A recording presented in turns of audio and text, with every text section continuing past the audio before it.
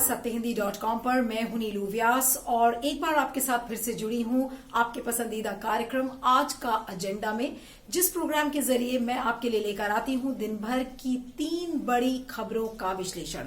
मेरी आज की लिस्ट में शामिल है सबसे पहले जो सबसे बड़ी स्टोरी है कि किस तरह से रिपब्लिक टीवी के संपादक अर्नब गोस्वामी को कोर्ट ने राहत देने से मना कर दिया है। क्यों और कैसे, किस तरीके की बहस चली, इसके बारे में आपको बताऊंगी। हमारी दूसरी खबर अमेरिकी चुनाव की है, जहां पर लगभग ये तय हो चुका है कि जो बाइडेन अब अमेरिका के राष्ट्रपति बन सकते हैं, लेकिन रोड़े भी अटकाने में कोई कमी डोनाल्ड ट्रंप ने नहीं छोड़ी है। इसके बारे में आपको बताऊंगी। और तीसरी खबर, किस तरह से बिहार के मुख्यमंत्री नीतीश कुमार ने पलटवार किया है योगी आदित्यनाथ के घुसपैठियों के कमेंट पर। क्या कहा है इसके बारे में आपको बताएंगे, लेकिन शुरुआत करते हैं हमारी आज की पहली बड़ी खबर से।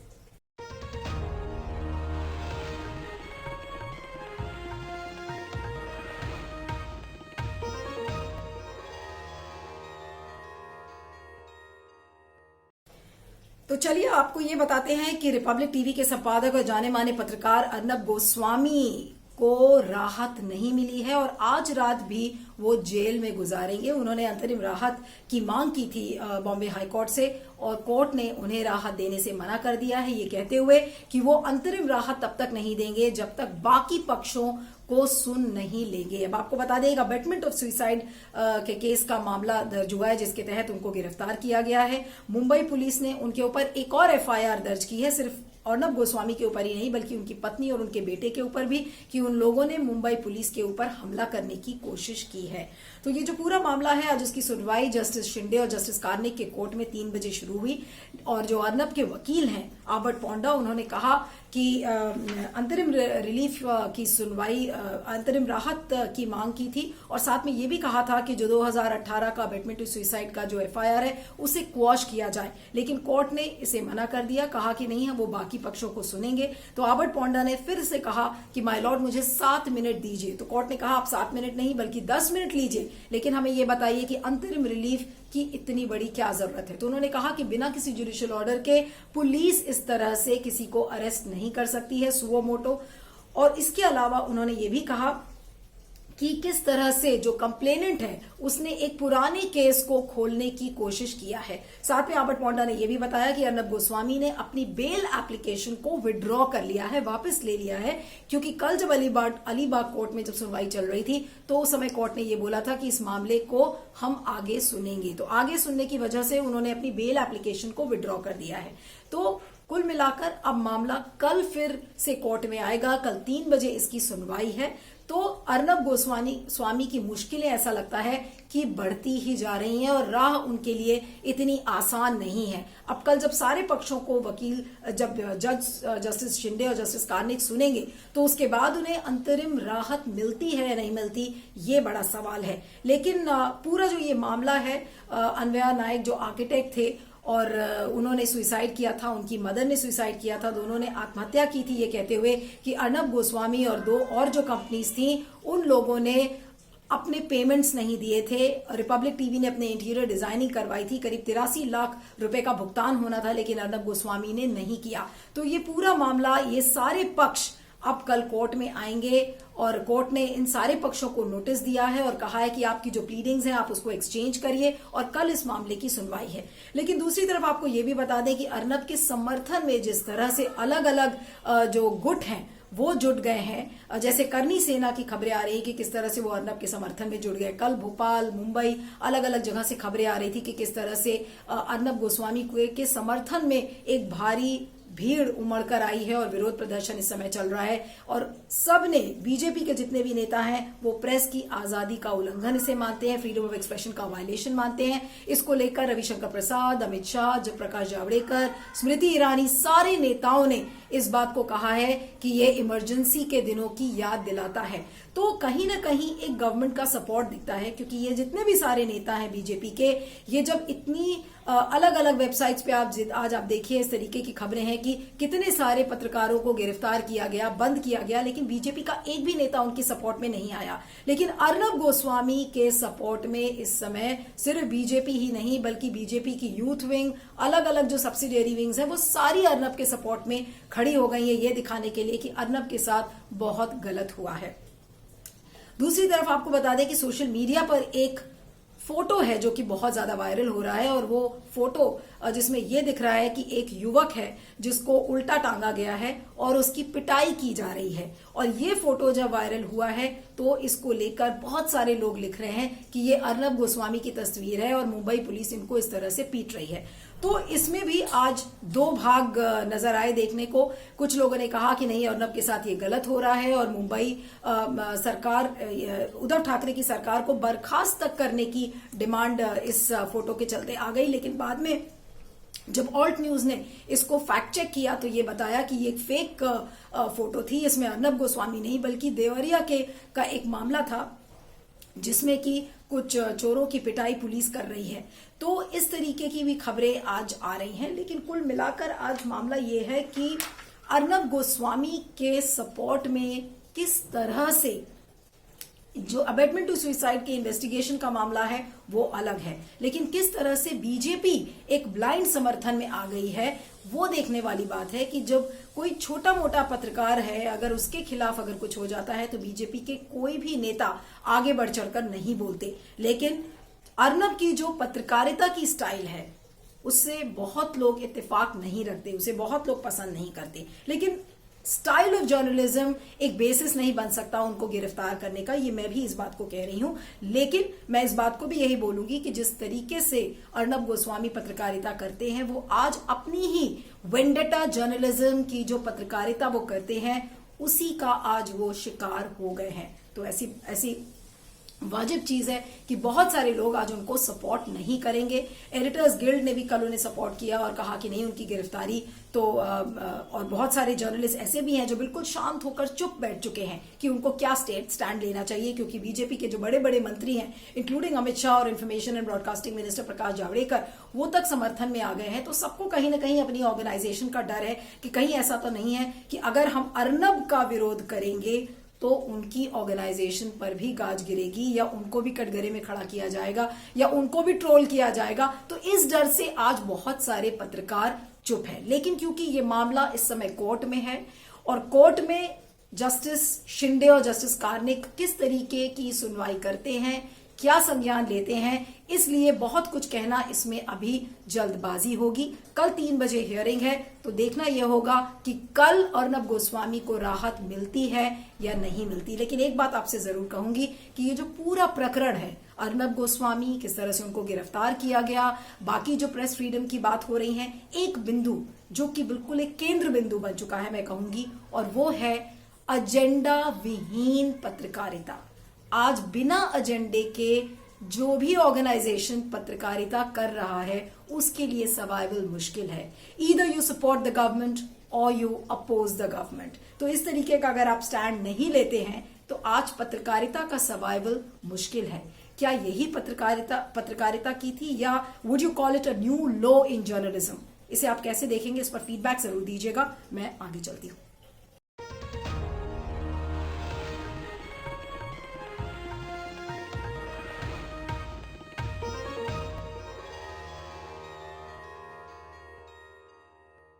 अगर आपको लग रहा है कि अमेरिका का चुनाव अब खत्म हो गया है तो शायद ये आपकी गलत फहमी होगी। एक कार्टून के बारे में आपको बताऊंगी। एक कार्टून मैं अमेरिकन न्यूज वेबसाइट पे देख रही थी जिसमें एक कार्टून है जिसमें ये लिखा है कांग्रेट्स बाइडेन, कांग्रेट्स ट्रंप, यानी कि दोनों को कांग्रेचुलेट किया जा रहा है। तो एक तरीके का कटाक्ष है जो राजनीतिक अस्थिरता से इस समय अमेरिका गुजर रहा है। जिस समय मैं ये रिकॉर्ड कर रही हूं उस समय के जो लेटेस्ट फिगर्स हैं, 538 का इलेक्टोरल कॉलेज होता है जिसमें कि जो बाइडेन को अभी बढ़त मिलती हुई दिख रही है। 253 इलेक्टोरल सीट्स उनके खाते में गिरती हुई नजर आ रही हैं और डोनाल्ड ट्रंप 213 पे हैं। तो लगभग 40 सीटों का फासला है, लेकिन इस फासले के बीच डोनाल्ड ट्रंप अभी भी यही सपना देख रहे हैं कि किसी न किसी तरीके से इस काउंटिंग की प्रक्रिया को रोका जाए, इस प्रोसेस को डीले किया जाए, री इलेक्शन की मांग की जाए कोर्ट के जरिए और फिर से शायद वो अमेरिका के राष्ट्रपति बनेंगे। तो इस तरीके का सपना देख रहे हैं डोनाल्ड ट्रंप। कल आपने देखा था कि जिस तरह से जब काउंटिंग हो रही थी तो काउंटिंग के बीच में आकर उन्होंने अपने आप को अपनी जीत घोषित कर दिया था और कहा था कि देखिए हम बड़े बड़े राज्यों में जीत रहे हैं और अब तो हमारी जीत पक्की है। लेकिन साथ में जो सबसे दुर्भाग्यपूर्ण बात है वो ये है कि उन्होंने यूएस के सुप्रीम कोर्ट का दरवाजा खटखटाया है। और सुप्रीम कोर्ट का दरवाजा किस लिए खटखटाया है अब आपको ये भी बता देते हैं कि जो लीड्स आ रही हैं, इस लीड को निर्णायक लीड बनाने में कुछ स्टेट्स हैं जिनका एक महत्वपूर्ण रोल होगा। अब वो कौन कौन सी स्टेट्स हैं? Georgia, Alaska, Arizona, Pennsylvania, Nevada, north Carolina. ये वो की स्टेट्स हैं जहां पर अभी काउंटिंग चल रही है और 2-3 ऐसे राज्य हैं जहां पर ट्रंप और बाइडेन के बीच में जो फासला है, वो जो गैप है, वो बहुत ही नैरो होता चला जा रहा है। इसलिए ट्रंप ने रोड़े अटकाए हैं उसमें। ट्रंप की प्रचार टीम ने अदालत का दरवाजा खटखटा लिया है और उन्होंने कहा है कि वोटों की गिनती पर रोक लगा जाए। उनको लगता है कि वोटों की गिनती में घपला हो रहा है और उन्होंने ये भी कहा है कि पोस्टल बैलेट्स जो पेंसिल्वेनिया में 3 दिन बाद पहुंच रहे हैं, क्या आप उन्हें काउंट कर सकते हैं या नहीं कर सकते? तो ये सारी बातें और पूरी जो चुनावी प्रक्रिया है उस पर सवाल खड़े किए हैं डोनाल्ड ट्रंप ने। लेकिन आज सबसे बड़ा सवाल ये है कि ये तो 1 या 2 राज्य की बात है, लेकिन जितने भी बैटल ग्राउंड स्टेट्स हैं और जितने भी स्टेट्स हैं और जितने भी काउंटीज हैं, आपको बता दें कि हर जगह का इलेक्शन कमीशन अलग है। तो अगर हर स्टेट के, हर राज्य के चुनाव को लेकर आज अगर डोनाल्ड ट्रंप अदालत का दरवाजा खटखटाएंगे तो अमेरिका का भविष्य क्या होगा? बहुत सारे विश्लेषक, एक्सपर्ट्स इस बात को कह रहे हैं कि America is heading towards a constitutional crisis और इस संवैधानिक संकट से अमेरिका इसलिए जूझ रहा है क्योंकि ये जो मामला है, अगर 14 दिसंबर के पहले अदालत ने इसको नहीं किया तो जो अमेरिका का संविधान है वो ये कहता है कि 20 जनवरी तक नया राष्ट्रपति अपना पदभार संभाल ले। लेकिन जो कोर्ट में जो लंबा ये अगर मामला खिंचेगा और जैसे अलग अलग राज्य हैं, और सबसे पहले समझने की बात यह है कि टाइम क्यों लग रहा है। पैंडेमिक की वजह से जो मेल इन बैलेट्स थे उनकी संख्या बहुत ज्यादा बढ़ गई है, लेकिन जो काउंटिंग की प्रक्रिया है वो वही जो कन्वेंशनल पद्धति है उससे काउंटिंग हो रही है। तो काउंटिंग प्रोसीजर बहुत ज्यादा डीलेड है। उसमें डोनाल्ड ट्रंप ने रोड़ा अटका दिया है कोर्ट जाकर, 1 या 2 स्टेट्स में नहीं बल्कि कई राज्यों में। तो ऐसे में कोर्ट कब तक इन चीजों को डिसाइड करेगा? और इसमें एक पेज और भी है। कोर्ट्स, चाहे यूएस का सुप्रीम कोर्ट हो चाहे फेडरल कोर्ट्स हो, ज्यादातर जो जज हैं वो रिपब्लिकन हैं। तो ऐसे में कोर्ट की निष्पक्षता पर भी सवाल उठता है। तो चुनावी प्रक्रिया पर सवाल उठाया, फिर उसके बाद कोर्ट की निष्पक्षता पर सवाल उठाएंगे। एक पॉसिबिलिटी और है कि अगर अदालत 14 दिसंबर तक इस चीजों को फाइनल नहीं कर सकता तो शायद डोनाल्ड ट्रंप इस बात को लेकर कांग्रेस में बहस करेंगे, फिर कांग्रेस इसे फिर वापस सुप्रीम कोर्ट में भेजेगा। तो अमेरिका का भविष्य क्या होगा? एक पॉलिटिकल अनसर्टेनिटी बनी हुई है, क्योंकि अगर 20 जनवरी को अमेरिका का नया राष्ट्रपति अपना पदभार नहीं संभालता तो ऐसे में एक कॉन्स्टिट्यूशनल क्राइसिस पैदा हो जाएगा।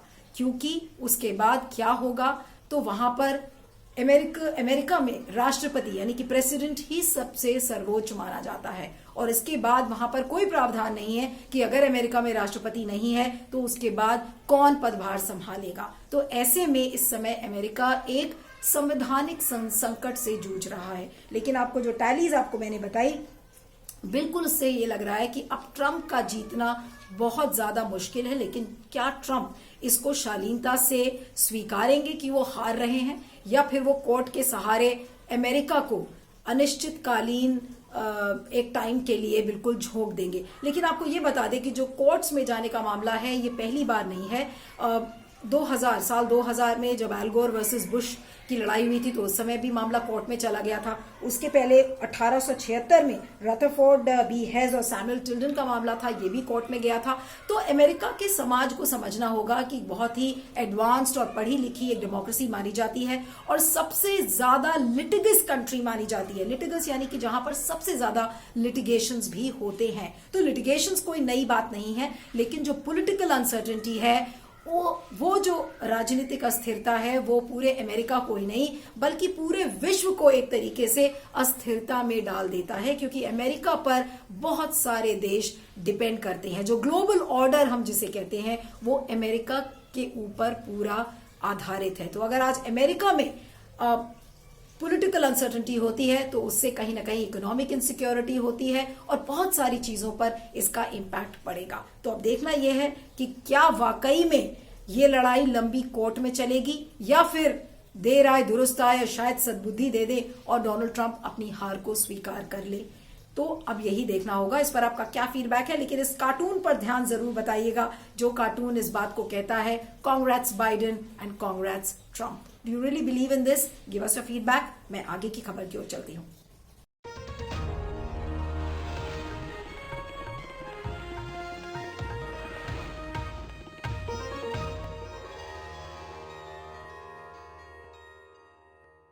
हमारी तीसरी खबर बिहार चुनाव को लेकर है। कल आपको ध्यान होगा कि कल उत्तर प्रदेश के मुख्यमंत्री योगी आदित्यनाथ काटीहार में उन्होंने एक रैली की थी जिसमें ये कहा था कि जितने भी घुसपैठी हैं उनको भगाने के लिए पूरा इंतजाम कर दिया है प्रधानमंत्री नरेंद्र मोदी ने। उन्होंने सिटीजनशिप अमेंडमेंट एक्ट का जिक्र किया और किस तरीके से घुसपैठियों को बाहर निकाला जाएगा। उसके बाद उनके उस कमेंट के बाद आज मुख्यमंत्री जो बिहार के हैं नीतीश कुमार, उन्होंने किशनगंज की एक रैली में योगी आदित्यनाथ का नाम नहीं लिया, लेकिन उन्होंने उन पर सीधा हमला किया है, एक सीधा पलटवार किया है उनके घुसपैठियों वाले कमेंट पर। और उसमें उन्होंने ये कहा है कि who does this malicious campaign, यानी कि ये जो दुष्प्रचार है ये कौन करता है, ये सारी फालतू बातें हैं, यानी कि सीए की जो बातें हैं, घुसपैठियों की बातें हैं। नीतीश कुमार ने कहा है कि ये सारी फालतू की बातें हैं, इन्हें कौन करता है। और उन्होंने ये भी कहा है कि कोई किसी को इस देश से बाहर नहीं निकालेगा, किसी में ये हिम्मत नहीं है। और फिर उन्होंने इस बात का भी क्रेडिट लिया कि हम तो उनमें से हैं जो भाईचारा पसंद करते हैं और सबको एक देखना चाहते हैं। तो बिना योगी आदित्यनाथ का नाम लिए नीतीश कुमार ने एक सीधा हमला बोला है। कल योगी आदित्यनाथ ने जब ये कमेंट किया था तो उनकी टीम ने इस वीडियो को ट्विटर पे डाला था, तो आज नीतीश कुमार की टीम ने भी इस वीडियो को ट्विटर पर डाल दिया है।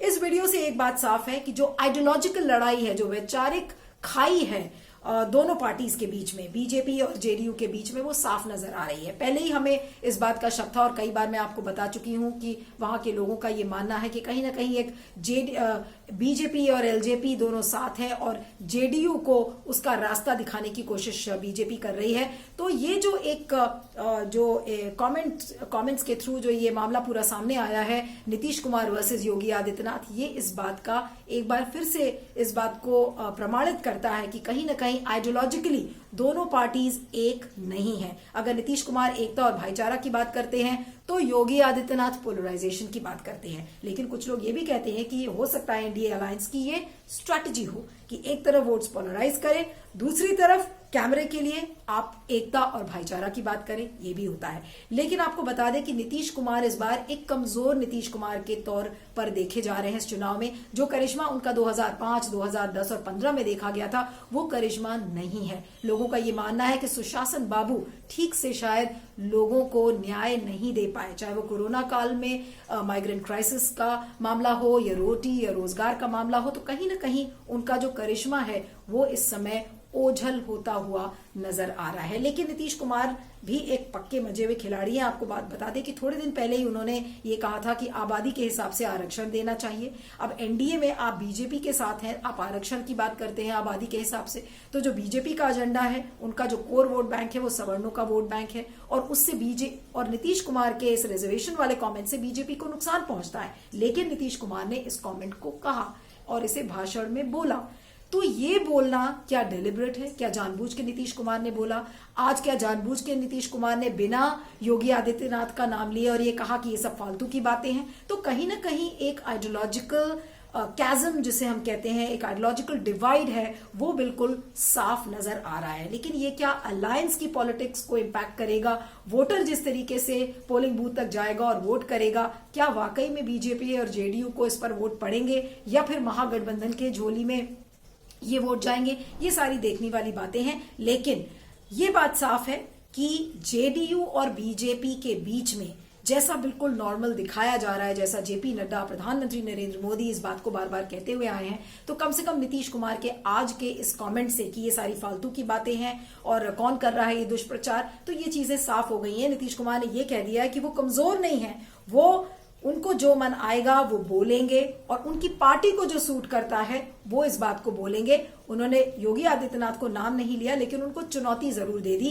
कि ठीक है, आप हमारे बिहार में आकर और आप इस तरीके का दुष्प्रचार नहीं कर सकते हैं। दुष्प्रचार इस शब्द का इस्तेमाल योगी आदित्यनाथ ने किया है, लेकिन नीतीश कुमार ने इस बात दुष्प्रचार कहा है योगी आदित्यनाथ के कल वाले वीडियो को, लेकिन उनका नाम नहीं लिया है। तो बिना नाम लिए हमला बोला है, ये बताया है कि आज भी वो डिसाइसिव है, वो चाहे जो भी बोलना चाहे, लेकिन कहीं ना कहीं वोटर की माइंड में इससे आइडियोलॉजिकल डिवाइड इस समय साफ नजर आ रहा है। अब इसके बेसिस पे कैसे वोट किया जाएगा, सिर्फ 3 दिन बचे हैं, 7 तारीख को अगला फेज है और जो फाइनल फेज है बिहार के चुनाव का, तो देखना यह होगा कि किस तरह से वोटिंग पर इसका इम्पैक्ट पड़ता है। तो किसका जादू चलेगा बिहार में, बिहार का मुख्यमंत्री कौन बनेगा, 10 नवंबर को हम आपको इसे बताएंगे और पल पल की जानकारी बिहार चुनाव के परिणाम यानी कि रिजल्ट डे के दिन आपको देते रहेंगे। आप बने रहेगा सत्य हिंदी पर। आज का एजेंडा की 3 बड़ी खबरों में इतना ही। आप मुझे ट्विटर पर फॉलो कर सकते हैं, मेरा ट्विटर हैंडल है @neelu317। बताइएगा आपको मेरा एनालिसिस कैसा लगा, जरूर लिखिएगा। बने रहिए सत्य हिंदी पर। Thank you so much. सत्य हिंदी के और वीडियोस को देखने के लिए हमारे YouTube चैनल को सब्सक्राइब करें और सीधे नोटिफिकेशन पाने के लिए बेल आइकन दबाएं।